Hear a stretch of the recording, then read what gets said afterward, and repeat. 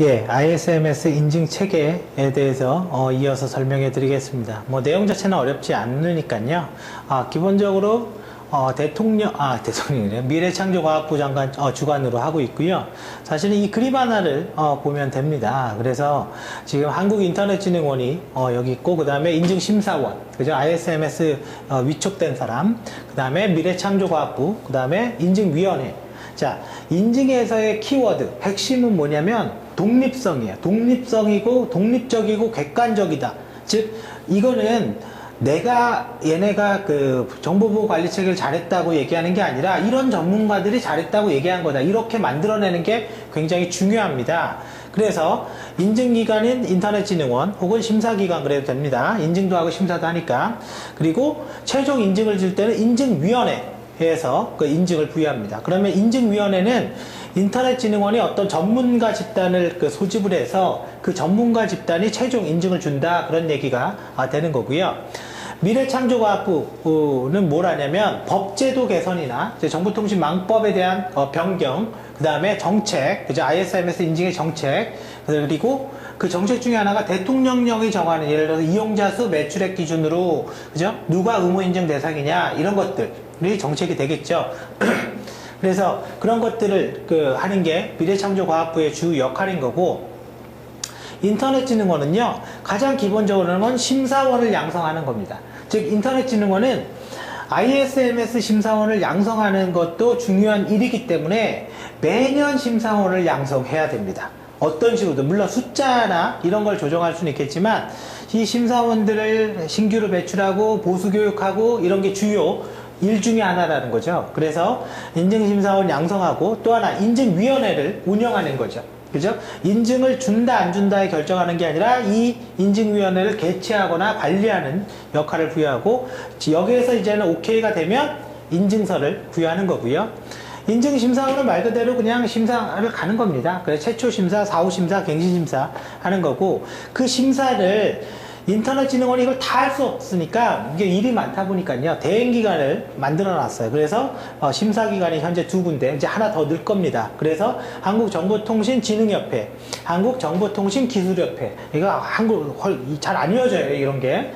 예, 그래서 심사기관입니다. 자, 그러면 어떤 일이 일어나냐.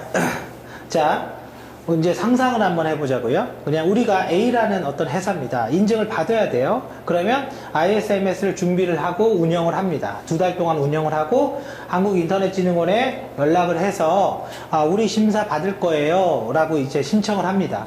그러면 이제 신청기관이라고 이름이 싹 바뀝니다. 자, 그럼 신청기관이 인증을 의뢰를 하면요, 한국인터넷진흥원은 심사원들을 모집합니다. 이 심사원들은 이 회사의 신청기관의 소속의 직원 안 되고요. 그 다음에 근무를 했던 이력이 있는 사람. 예를 들어 이력이 있다고 뭐 10년, 20년 됐다, 내가 10년 전에 다녔던 회사야, 뭐 이런 거는 괜찮습니다. 근데 이제 특정 바로 막 퇴사했어요. 1년 이내 퇴사를 했어요. 혹은 신청기관에 예를 들어서 ISMS 컨설팅을 한 사람이에요. 이런 사람들을 배제하고 인증 심사원들을 모집을 합니다. 그러면 인터넷진흥원의 직원 한 명이 심사팀장이 되고, 그 다음에 나머지가 심사원이 돼서 심사팀이 만들어지고요. 심사팀이 만들어지면 이렇게 의뢰를 하게 되어 있습니다. 그래서 그러면 예, 죄송합니다. 얘가 심사기관이죠. 우리 A회사, 얘가 A회사라고 보자고요. 그럼 심사팀이 만들어지면 여기에 나가서 심사를 하게 되어 있는 거죠. 신청기관이 모르는 것 중에 하나가 제 얘기를 한번 해볼까요? 제가 그러니까 인터넷진흥원에 선별이 돼서 예를 들어서 어디 심사를 나가게 되어 있는데 실질적으로 취소가 됐습니다. 그래서 다른 곳으로 갔어요. 왜 취소가 됐냐? 그 신청기관이 저를 거부했다고 합니다. 저는 왜 거부한지 알아요. 동종업계고 뭐 그런 게 있습니다. 그런 게 있어서 그렇게 거부를 하면 이제 여기에서 좀 인력을 바꿔줍니다. 인력 바꿔주고, 여담이긴 한데, 그래서, 신청기관을 심사를 하는 거고, 그러면 이게 신청기관, A회사라고 보면, 심사원들이 나가서 심사를 하잖아요. 그럼 보통 이제 5일 정도 합니다. 좀 긴 거는 열흘 정도 하는 거고, 자, 심사를 하다가 심사원은 통제 항목별로 결함보고서를 만들어내는 거예요. 그러면 결함보고서를 다 만들었어요. 결함보고서를 다 만들면, 최종 결함 보고서에서는 신청 기관이 이렇게 사인을 받아야 돼요. 그러면 이게 합의가 안 되면 신청 기관이 우리 이거 결함 아니야. 계속 그러면 사인을 못 하잖아요. 사인을 안 할 거 아니에요. 그래서 최종적으로는 결함 보고서는 신청 기관이 사인을 받은 것만 결함으로 채택이 되는 겁니다. 자, 그러면 심사원들은 이제 해체가 되고 이제 집에 가시면 되고, 심사팀장은 돌아와서 뭘 하냐면 결함이 나왔으면 고쳐야 되죠. 그게 보완 조치입니다. 보완 조치. 보완 조치를 기본이 30일 이내, 최대로 90일까지 A 기관은 보완 조치를 해서 고칩니다. 그러면 다시 인터넷진흥원에 나 우리 다 했으니까 그 결함 난 거 제대로 고쳤는지 확인 좀 해주세요. 이렇게 요청을 하고, 그럴 때 인터넷진흥원의 심사팀장만 가서 보완 조치를 최종적으로 확인합니다. 그리고 나서 인증위원회에 상정을 하고, 인증위원회가 열리면서 최종 인증을 줄 건지 안 줄 건지 판정을 하게 되어 있습니다. 즉 뭐예요? 결함보고서, 보완조치, 인증, 이거라는 거죠. 그렇게 이루어져 있다라는 거 기억해 두시기 바랍니다. 그리고 심사기간이 이렇게 두 군데 있다. 그리고 하나 더 늘 겁니다. 그것도 확인하셔야 됩니다. 자, 그래서 인증기관은요, 한국인터넷진흥원으로 ISMS 인증, 심사, 인증위원회 운영, 양성하는 역할을 가지고 있습니다. 역할 알아두십시오. 심사기관은 통지항목을 기준으로 심사를 하는 거예요. 그래서 한국정보통신진흥, 그냥 통신기술협회, TTA죠. 이렇게 두 군데로 되어 있습니다. 자, 인증과 심사는 뭐냐? 별거 없습니다. 지금까지 얘기한 거예요. 인증위원회 열려서 최종 그냥 상장 주는 거. 그게 인증이고요. 심사는 뭐예요? 통지 항목 가지고 체크해서 제대로 했는지 확인하는 거. 그죠? 그게 인증심사가 되는 거죠. 그래서 정보보호관리체계 인증기준, 이게 이제는 관리적 요구사항, 보호대책 요구사항을 얘기하는 거죠. 인증기준의 적합 여부를 판정해서 적합하지 않으면 결함이라고 그러고, PIMS와 PIPL, 즉 PIMS는 부적합이라고도 합니다. 똑같은 의미예요. 그리고 인증은 서면심사와 현장심사로 되어 있습니다. 서면은 뭐예요? 문서를 보는 거고, 현장은 방문을 하는 거예요. 방문을. 그럼 어디를 방문해요? IDC 센터, 고객센터, 콜센터요. 그죠? 그런데 가서 직접 확인하게 되어 있습니다. 그래서 서면심사와 현장심사 둘로 나눠져 있다. 그럼 서면심사 문서를 본다는데 무슨 문서를 보죠? 자, 이런 게 나와야죠. 정보보호 정책서, 그 다음에 정보보호 지침서, 정보보호 절차서, 그럼 정보보호 절차서, 그 다음에 가이드, 그 다음에 우리가 운영을 했다. 예를 들어서 ISMS 체계로 이렇게 운영을 했습니다라는 건 어떻게 운영했는지 뭐가 있어야 될 거 아니에요. 그게 실적 혹은 대장. 대장이에요, 대장. 그러면 대장의 예가 뭐냐? 전산실 예를 들어서 외부자가 방문했어요. 그럼 출입대장 이렇게 써야죠. 그런 게 다 대장입니다. 그래서 그런 것들은 서면심사로 할 수가 있습니다. 자, 여기에서 하나 이제 웃기는 얘기가 있는 거예요. 뭐냐면 지금 제가 정책서, 그 다음에 지침서, 절차서, 가이드, 그 다음에 대장, 문서로 이게 5개가 기본적인 문서의 구조입니다. 이렇게 얘기를 했는데, 만약에요, 우리가 절차서가 없어요. 절차서가 존재하지 않아요. 그러면 그건 결함인가요? 이제 이런 게 자꾸 문제가 되는 겁니다. 자, 뭐냐면 실질적으로 하고 있냐, 이걸 봐야 돼요. 무슨 말인지 아시겠죠? 문서가 조금 부족하다 하더라도 우리는 실질적으로 어떤 절차에 의해서 관리 통제를 하고 있으면 그거는 잘한 거로 봐야 되는 겁니다. 즉, 옛날에 이제 처음 ISMS가 나올 때는 이제 그런 것도 다 결함이 됐을지 모르겠지만, 지금의 상태에서는 어떤 문서보다는 실질적으로 하고 있냐. 우리는 취약점 결과 보고서라는 아주 이쁜 문서는 없지만, 취약점 점검 보고서를 예를 들어서 컴퓨터 어떤 애플리케이션에 의해서 관리하고 있고 통제하고 있습니다.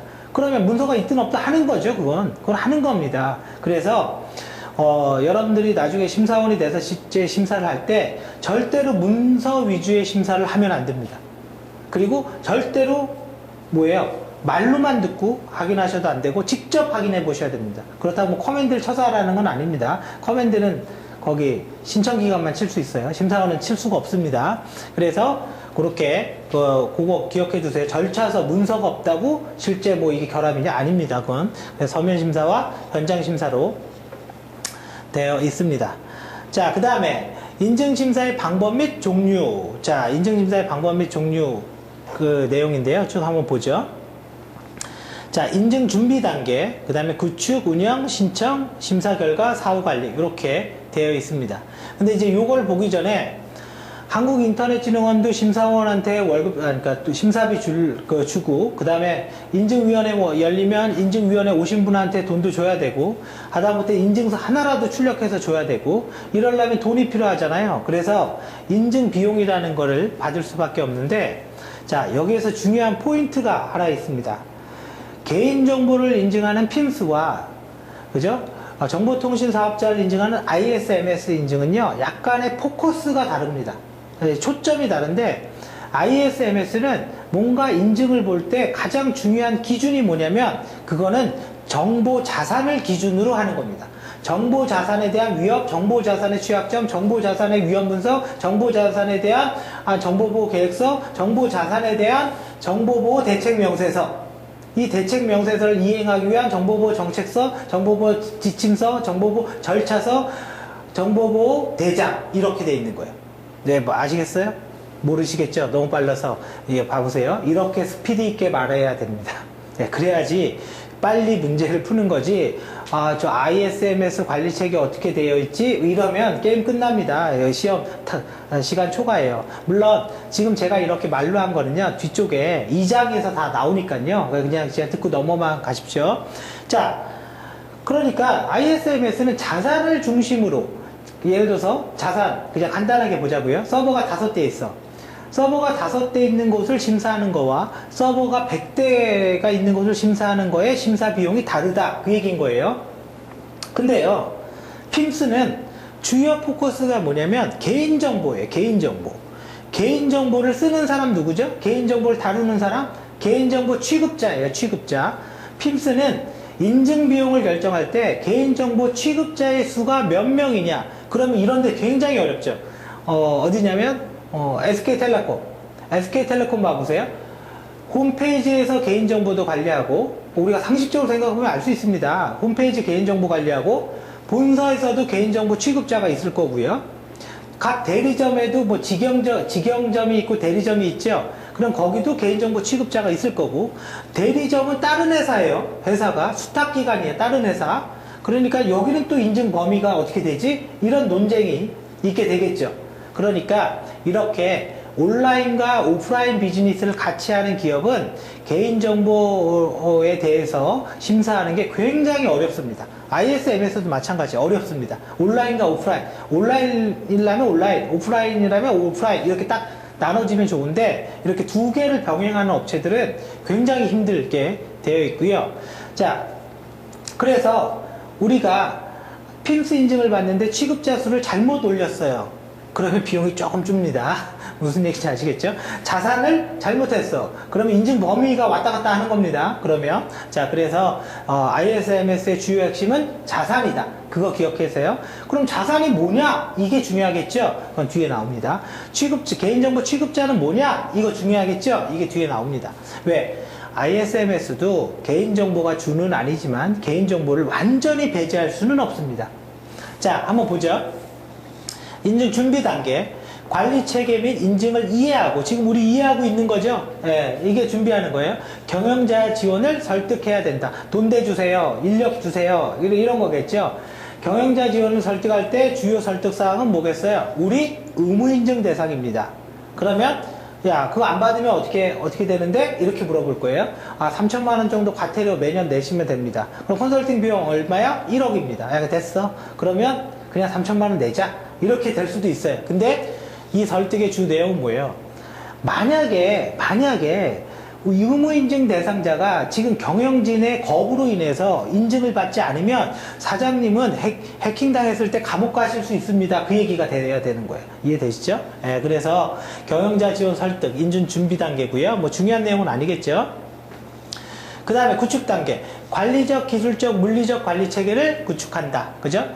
관리적이니까 정보보호 관리를 위한 조직과 직무와 책임과 역할과, 그죠? 그 다음에 직무 분리의 원칙에 의해서 그걸 만들어야 되고, 우리가 정보보호 활동을 무엇을 할 건지 프로세스를 수립하고 각 프로세스별 활동, 그죠? 뭐 이런 것들, 기술, SSL, 기술, 암호화, 뭐 이런 것들, 그죠? 이런 것들의 실질적인 이행, 물리적 출입 통제, 어디 열고 들어간다 이거죠? 그리고 물리적 시설에 대한 거, 이런 것들을 종합적으로 봐라. 그래서 여기에서는 지금 제가 말한 관리적 얘기한 거, 뭐 물리적 이렇게 얘기한 거, 이런 거 신경 쓰지 말고요.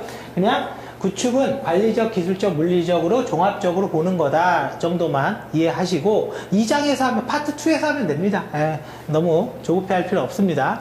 운영 단계는 구축이 끝나면 실질적으로 해야 돼요. 대장. 그래서 증적 자료가 있어야 된다 이거죠. 이게 2개월 이상 운영한 증적이 있어야지만 인증심사를 신청할 수가 있습니다. 구축이 끝났다고 바로 신청할 수 있는 건 아니고요. 그리고 인증서를 신청하고 한국인터넷진흥원에다가 그러면 심사를 수행해서 결함보고서를 작성하는 겁니다. 심사원들이. 그리고 결함에 따른 보완조치. 그래서 기본은 30일, 최장 90일 안에 결함을 모두 다 보완을 하셔야 되고요. 자, 그 다음에 이제 사후관리. 1년에 한 번씩 사후 점검을 통해서 제대로 운영을 하고 있는지 점검을 하게 되어 있습니다. 인터넷진흥원이 사후관리를 하려고 하는데 사후관리를 방해하거나 사후관리를 하지 않은 경우에는 바로 인증을 취소할 수가 있습니다.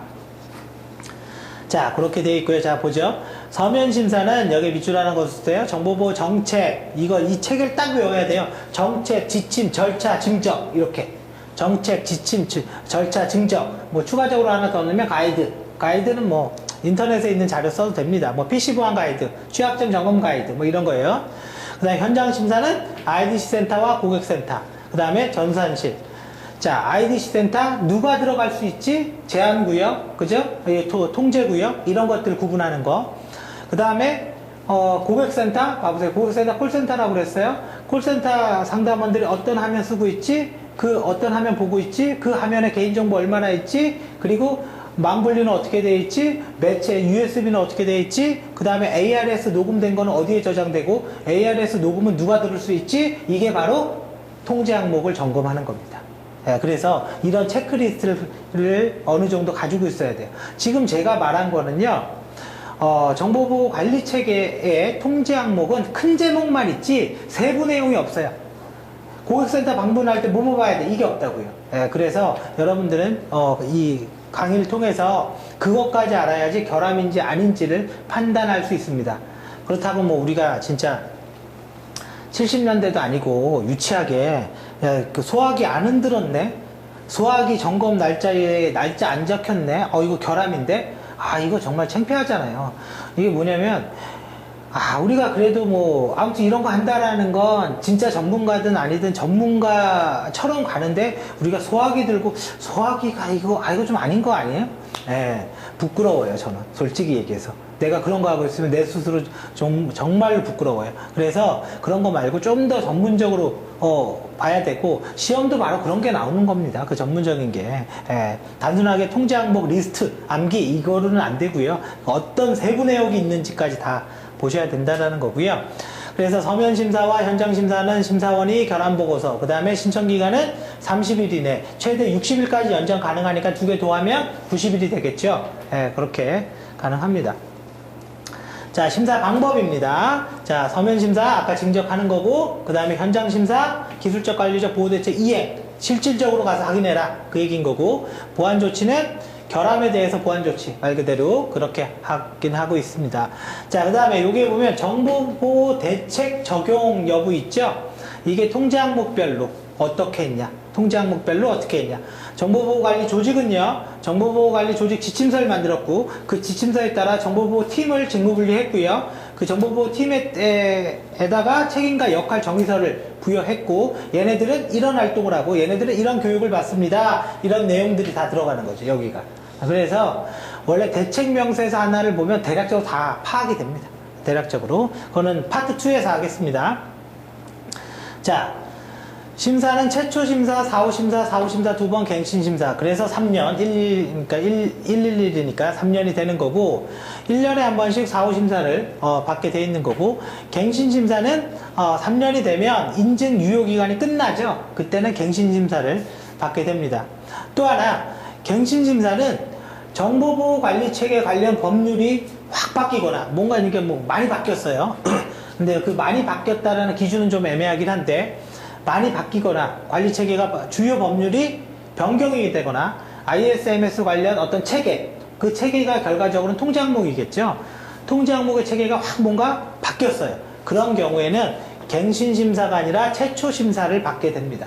그러니까 3년에 한 번 무조건 갱신 심사다, 아닐 수도 있는 거죠. 법률 체계가 확 바뀌었거나 뭔가 바뀌었으면 갱신 심사가 아니라 최초 심사가 되는 거예요. 그럼 뭐가 다르냐? 똑같아요. 사실은 똑같습니다. 갱신을 받든 최초를 받든 어차피 심사원이 가서 통제 항목별로 다 점검하는 건 똑같습니다. 자, 그래서 이 이제 똑같다라는 거는 그냥 여담으로 그냥 넘겨야 돼요. 시험하고 관련 없는 내용입니다. 인증 이후 3년이 경과되면 갱신 심사, 그 다음에 인증의 유효 기간은 3년이다. 인증을 연장하고 싶은 기업은 3년 이후에 갱신 심사를 반드시 받아야 된다. 그죠? 기억해 두십시오.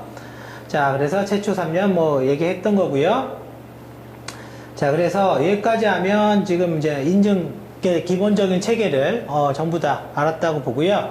사실은 아마 여기에서 이제 그런 분들이 있을 거예요. 뭐 듣긴 들었는데 나 잘 모르겠어. 뭐 당연히 모를 수 있습니다. 왜? 모르면 뭘 몰라서 그러는 거냐면요.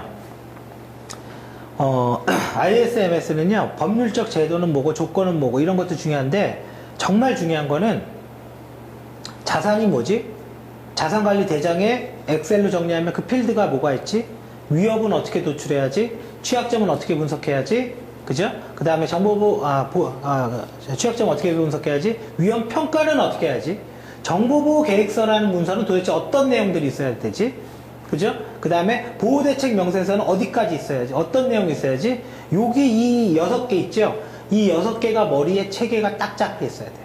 이게 잡혀 있으면 얘 별거 아닙니다. 우리가 뭐 인증의 유효기간은 3년입니다. 뭐 인증을 받지 않으면 과태료가 뭐 3천만 원입니다. 이거 좀 기억하고 있는 게 과연 실력이 있는 걸까요? 아니잖아요. 그거 모를 수도 있는 거죠. 그게 뭐 그렇게 중요하겠어요. 필요하면은 매뉴얼 보고 찾는 거잖아요. 근데 가장 키가 되는 자산 위협 분석, 위협 취약점, 위험 평가, 정보보호 계획서, 그 중에 정보보호 계획서를 전 제일 중요하게 생각합니다. 정보보호 계획서, 보호대책 명세서, 이게 딱 틀로 잡혀 있으면요, 이거는 되게 쉬워집니다. 생각보다. 예, 되게 다 쉬워집니다. 그래서 사실은 이 공부의 키는 바로 그게 되고요. 그 부분은 뭐 뒤에서 파트 2에서 할 겁니다. 자, 그럼 여기까지 하고 잠깐 쉬었다가 이야기를 다시 하겠습니다.